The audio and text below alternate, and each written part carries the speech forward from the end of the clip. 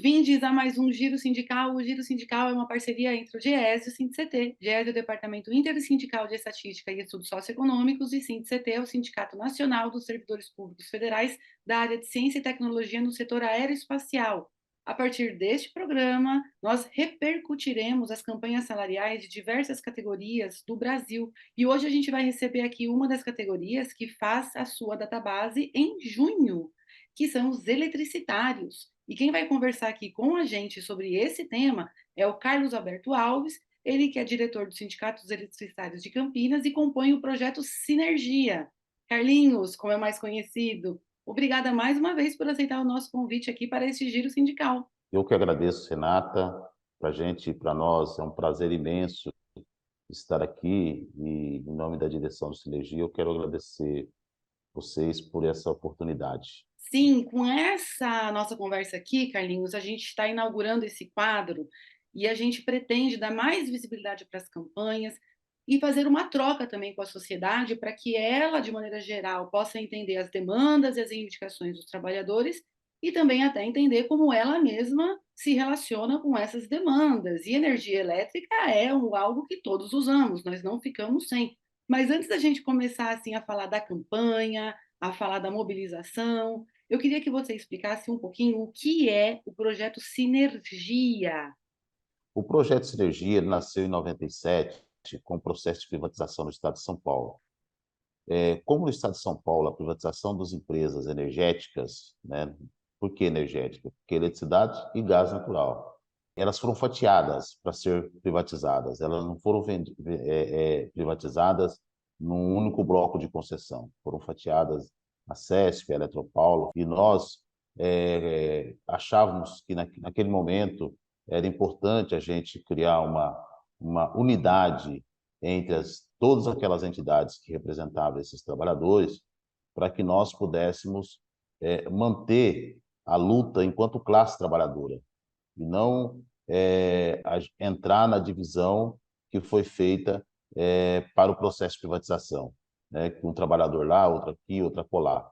Então, com isso, a gente foi juntando os sindicatos que que representam trabalhadores em São Paulo, eletricitários e gasistas, juntando essas entidades para fazer o projeto Sinergia. Existia uma possibilidade, o sonho de consumo desse projeto é que um dia a gente seja um sindicato só, somente um sindicato, representando todos os energéticos do estado de São Paulo, algumas cidades no sul de Minas e algumas cidades do Mato Grosso do Sul, que é onde tem base hoje legal dessas entidades. Então, a gente trabalha para isso. Hoje a gente faz tudo juntos. Nós temos 8 entidades, né? Sinergia Bauru, Sinergia Presidente Prudente, Sinergia Araraquara, Sinergia São José do Rio Preto, Sinergia Mococa, Sinergia Litoral, Sinergia Campinas e Sinergia Gasista. E tudo a gente faz junto, ou seja, a estratégia, a luta, o pensar, o planejar. Desenha para a gente qual que é e como é essa base de representação. Nós temos um desafio ainda a vencer, que nós não temos convenção coletiva, nós temos acordos coletivos. Então, nós temos aproximadamente 76 empresas nesta base territorial de todas as entidades sindicais. Então, nós temos hoje database que vai de janeiro a novembro, sendo que o maior número dessas datas bases e das maiores empresas se concentram em junho. Hoje temos aproximadamente mais de uns 25 mil trabalhadores ao todo, porque também nós representamos terceiros que fazem parte de todos esses sindicatos, né, dos 8 sindicatos, e temos uma base territorial que atinge mais ou menos 550 municípios dos 685 que tem no estado. Você falou que não há convenção coletiva, então a negociação ela é por empresa. Como que é a construção, então, da pauta de reivindicações? Quando a gente faz o planejamento da campanha salarial, a gente faz o planejamento para o ano todo. Então, normalmente no mês de dezembro, no limite, no começo de janeiro, a gente pensa na campanha salarial do ano seguinte. Então, lá em dezembro de 23, de 22, ou janeiro de 23, esse ano foi janeiro de 23, a gente pensou as campanhas salariais de 23 inteiro. E aí a gente separa por por bloco, ou seja, a gente separa empresas terceiras de empresas que têm a concessão do serviço de energia, né, geração, transmissão, distribuição de energia elétrica e gás natural. Ao separar isso, a gente cria uma pauta que ela tem um eixo que dialoga com todos os trabalhadores, porque a gente entende o seguinte: os problemas dos trabalhadores são iguais em todas as empresas, ou são muito parecidos, são muito similares. Uma parte dessa pauta, ela é conjunta, vamos chamar assim, para as empresas que estão na concessão. Essas empresas de transmissão, geração e distribuição de energia elétrica e gás natural. Então, nós pegamos transmissão e geração, que são atividades próximas, cria uma pauta comum para todas as empresas e depois, a cada empresa, você pega a especificidade, mas tudo na mesma pauta. Unifica-se os trabalhadores para você fortalecer a luta e você não deixa de falar daquela questão que angustia ele no dia a dia, que ele quer mudar, que é a melhoria do local de trabalho onde ele está. O Giro Sindical faz um intervalinho e volta já.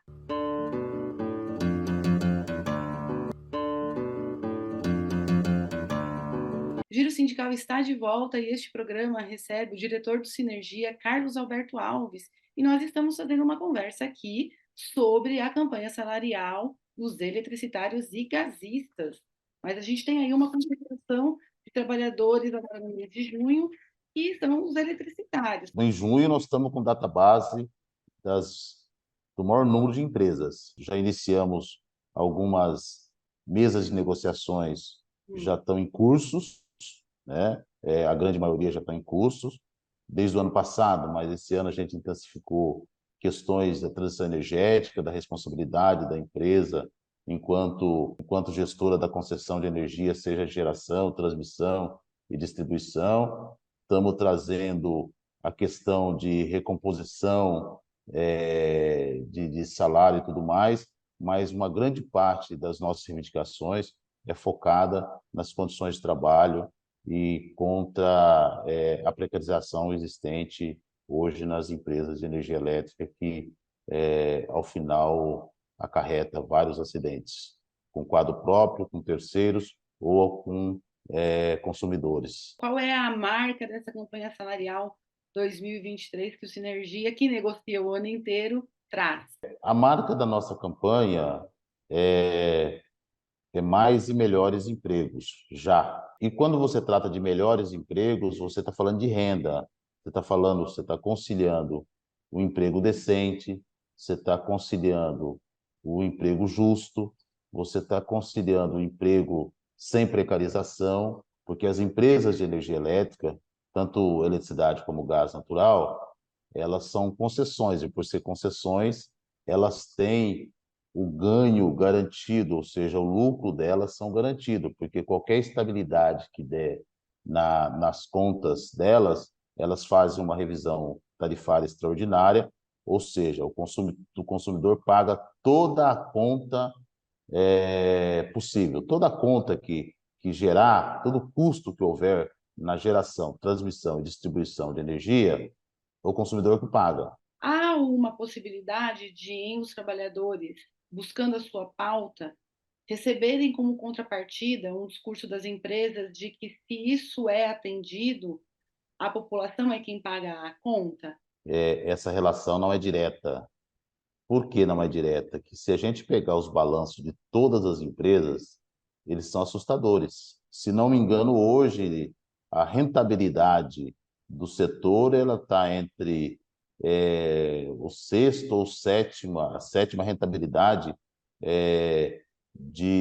econômica, ou seja, ao tanto que a questão da energia deixou de ser um bem público, apesar da concessão ser pública, virou rentista. Ou seja, você pega um fundo de pensão lá do Canadá, da China, né, lá da Arábia Saudita, eles compram uma empresa de energia aqui no país da mesma forma que eles compram um time de futebol na Inglaterra. Ou seja, para ganhar dinheiro e ganhar muito dinheiro.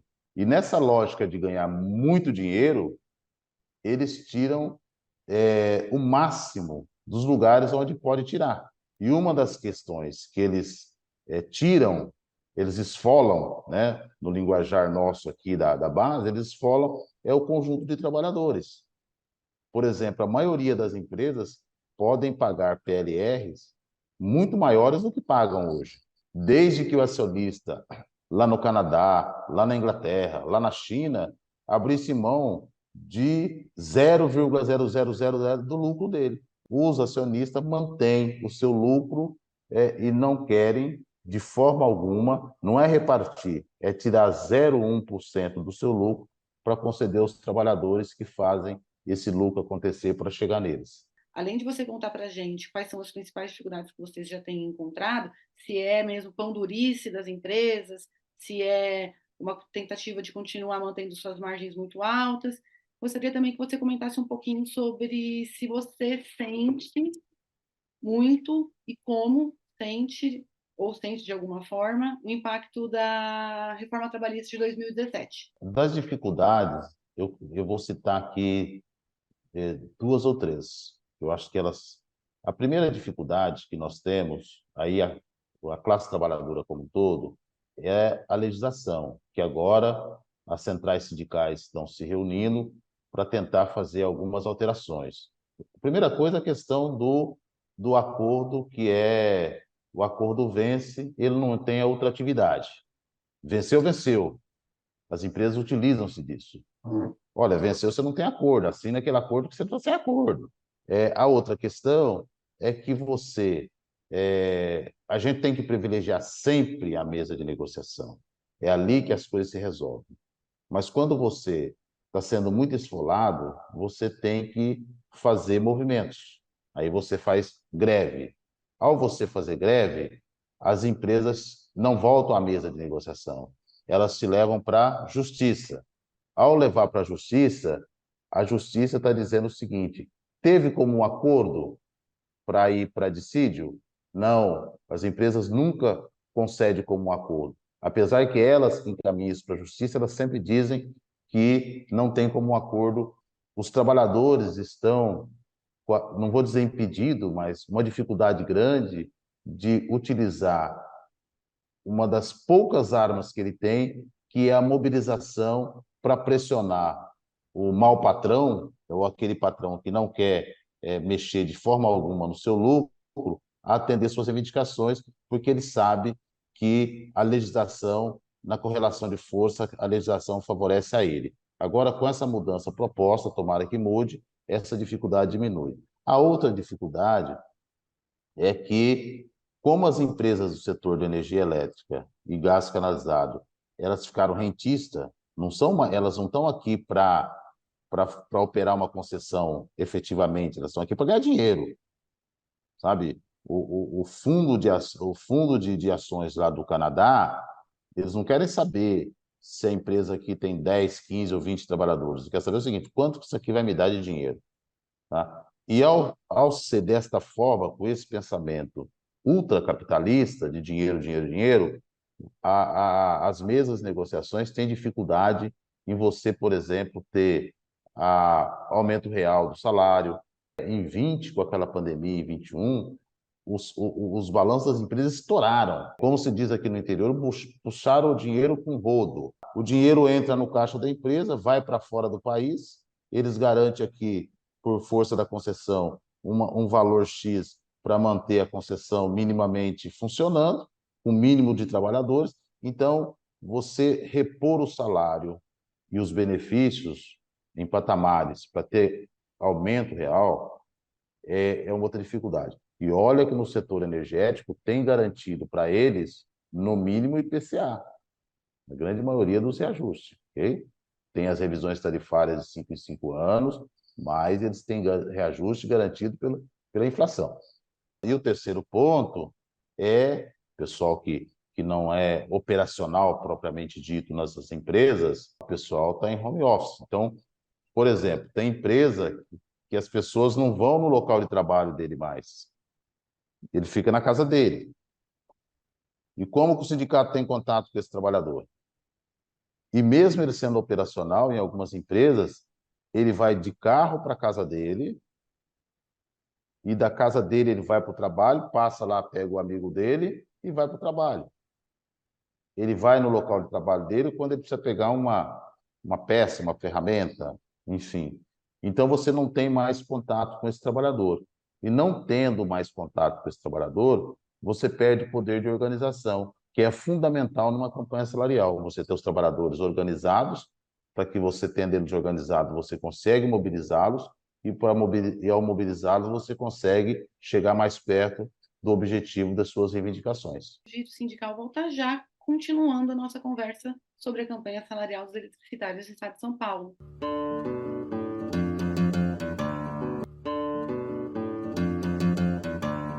O Giro Sindical está de volta e esse programa conta com a presença do Carlos Alberto Alves, o Carlinhos, numa conversa aqui bem boa sobre a campanha salarial que está em curso. É uma negociação muito longa que o Sinergia faz no estado de São Paulo prioritariamente e que tem uma grande concentração no mês de junho. Para este ano, qual tem sido a estratégia de mobilização dos trabalhadores que o Sinergia tem adotado? Como é que a gente está conseguindo dar aí um nó nessas dificuldades que essas formas muito descentralizadas e individualizadas de trabalho têm colocado? Desde o início da pandemia, no nosso caso do Sinergia CUT, desde 19, portanto, antes da pandemia, a gente vem trabalhando com a questão, apostando muito na comunicação, né? Na comunicação externa do sindicato, na comunicação com os trabalhadores, a forma de se comunicar, para, através da comunicação, você chegar naqueles que estão descentralizados, para eles não perderem essa sensação de classe trabalhadora. Por aqueles pessoal que está no local de trabalho, a gente continua acessando eles no local de trabalho, com assembleia no local de trabalho, né? Ou seja, como a gente fazia antes.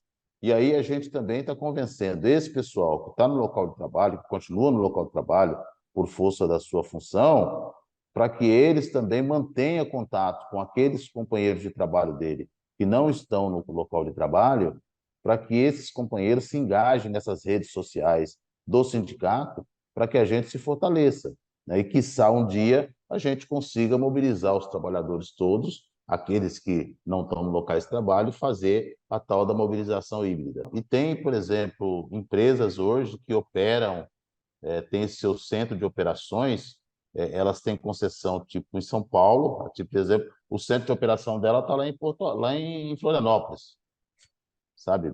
Porque a internet está permitindo isso. Então, é desafiador. É desafiador e o movimento sindical vai ter que passar por isso, vai ter que repensar, vamos ter que ter paciência, mas vamos ter que ser audaciosos e bastante criativos para que a gente possa vencer essa etapa que nós estamos vivendo pós-pandemia. E a gente está falando de um setor que passou por transformações e vem passando ainda, que tem as suas sementinhas lá nos anos 90 no Brasil, principalmente por meio mesmo da privatização. E a prova que esse processo não acabou foi o cumprimento da promessa de campanha de Jair Bolsonaro de privatizar a Eletrobras, que passou por uma privatização um pouco diferente, em que aumentou o capital social da empresa, então mais pessoas, mais empresas, mais CNPJs puderam comprar as ações que dão direito a voto, puderam se tornar donos, de forma que diminuiu a parcela que pertence ao Estado brasileiro. E isso foi feito de uma maneira tão torta que nem sequer a participação que o Estado brasileiro tem hoje permaneceu em suas mãos nessa companhia é equivalente à representação no Conselho de Administração. E a gente tem assistido à judicialização dessa privatização, inclusive nas palavras, com várias declarações do próprio presidente Lula, sobretudo na anomalia entre a diferença de poder de voto e de poder de participação, de ser proprietário e de participação. A privatização da Eletrobras foi um absurdo. E um absurdo para o país, para a sociedade do país, porque é um poder de soberania. É uma empresa, é a única empresa de energia elétrica que tinha condição efetiva de fazer o fomento de desenvolvimento do Brasil. Exemplo, luz para todos, luz para todos. Se não tivesse uma empresa estatal do tamanho da Eletrobras, com esse projeto de luz para todos, nós teríamos ainda hoje, no século XXI, várias famílias e rincões por aí no país sem energia. Hoje, hoje você vai em todos os lugares do país, você tem energia. É estratégico, é uma política estratégica de energia. Se você privatiza uma empresa de geração de energia, tipo Furnas, você não está privatizando só os quilowatts que está saindo da máquina. Você está privatizando a água indiretamente. Ao você privatizar a água, você está privatizando um dos maiores bens da humanidade. Ao você privatizar, você coloca esse setor estratégico na mão de empresas privadas que muitas das vezes não estão aqui no país e algumas não conhecem o país. E aí acontece o que aconteceu no Amapá. O Amapá teve um blackout, 22 dias no escuro, uma empresa que não tinha trabalhador lá, e o escritório da empresa não fica no Amapá. Ficava aqui em São Paulo, no Rio, e com 2 ou 3 trabalhadores, porque o dono dela está lá fora. Então, você vai delegando ao capital, aos rentistas, porque não é o capital normal que quer produzir. Esse capital a gente quer, que quer produzir, que quer andar junto, que quer ser parceiro. Um outro exemplo, absurdo. O cara, ele é cliente da CPFL. Aí ele não deu conta de pagar energia. A CPFL criou dentro da área dela lá, do escritório dela, um banquinho. A Renata chega lá, olha, eu não consegui pagar minha conta. Ah, faz um empréstimo. Bom, se o cara não deu conta de pagar a conta dele, ele não vai dar conta de pagar o empréstimo, que esse juro absurdo que está aí hoje, para poder pagar aquela conta. E ao fazer o empréstimo para pagar a conta, a primeira parcela do empréstimo que ele deixar de pagar remete no corte de energia dele. Então, a privatização ela trouxe um prejuízo enorme para a sociedade. O primeiro é o fomento de desenvolvimento. O segundo é a questão estratégica. Tem vários países de primeiro mundo, como chamados, que estão revertendo a questão da privatização de energia elétrica por conta de ter em suas mãos a questão estratégica da energia elétrica, que é um bem da sociedade, é um bem daquele país, sabe? Quando você vai, os Estados Unidos é modelo para muita coisa, segundo alguns, tá? A grande geração de energia elétrica dos Estados Unidos é estatal. No Brasil, nós fomos na contramão de tudo, inclusive dessa de você entregar para terceiros que estão fora do país, não tem nenhum compromisso social, político e ambiental com o país, uma concessão de um serviço público essencial à sociedade e estratégico. Aqui por exemplo, São Paulo foi um dos primeiros estados que enfrentou o processo de privatização e passou pelo processo de privatização. As empresas só ganharam dinheiro aqui. A CPFL foi vendida por 3 bilhões, hoje ela vale 50 bilhões.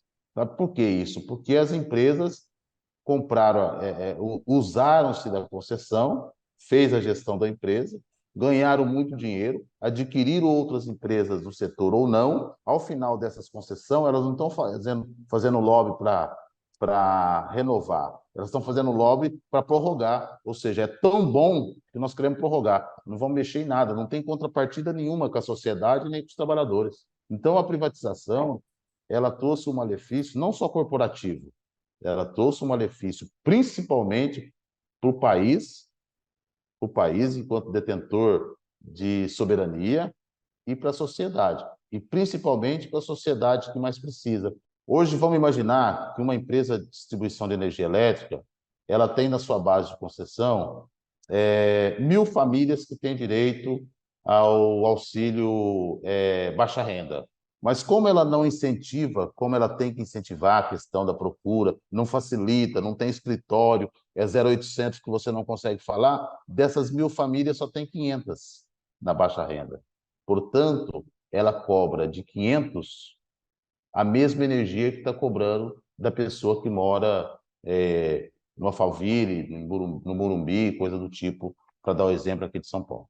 Eu queria que você deixasse aqui um recadinho para os trabalhadores que ainda estão em campanha salarial e para aqueles que ainda vão entrar, e também deixasse uma mensagem aqui para a sociedade, para que ela, como ela se relaciona, e se o trabalhador ganhar, a sociedade vai ganhar também? O trabalhador não pode esquecer nunca que ele é trabalhador estando onde ele esteja. Não importa o lugar que ele esteja, ele é trabalhador. Não tem um trabalhador melhor do que outro, não tem trabalhador de segunda categoria.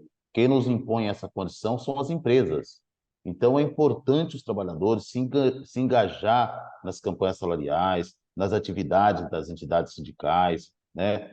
Atender esse chamado, até para criticar, até para botar as entidades no rumo correto, se porventura tiver num rumo diferente daqueles que eles gostariam que estivesse no sentido da condução da campanha salarial. O trabalhador tem que ter o espírito de classe trabalhadora. A sociedade ganha, e muito, porque à medida que você tem trabalhadores bem remunerados, bem treinados e consciente do seu papel, você vai ter um serviço prestado com mais eficiência, sabe, com mais rapidez, porque vai ter mais produtividade.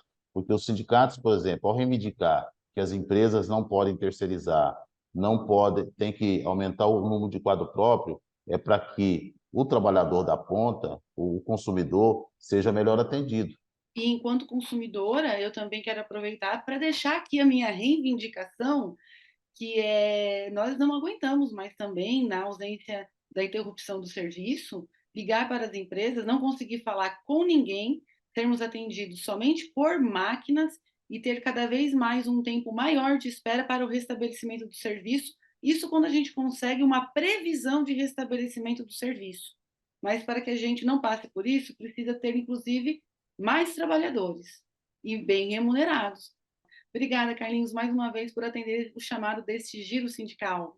Obrigado, Renato. Também quero aqui agradecer a todos, a todas e todos que nos acompanharam. Um grande abraço para você. Foi um prazer imenso estar aqui com vocês. Seguimos.